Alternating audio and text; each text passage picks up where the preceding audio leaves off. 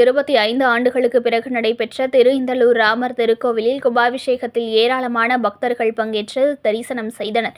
மயிலாடுதுறை மாவட்டம் மயிலாடுதுறை திரு-இந்தளூரில் பரிமள ரெங்கநாதர் ஆலயத்திற்கு தென்கிழக்கு திசையில் கிழக்கு நோக்கிய கோவிலில் சீதா லக்ஷ்மண பரத சத்ருகன் ஹனுமத் சமேத ஸ்ரீராமர் ஆலயம் உள்ளது.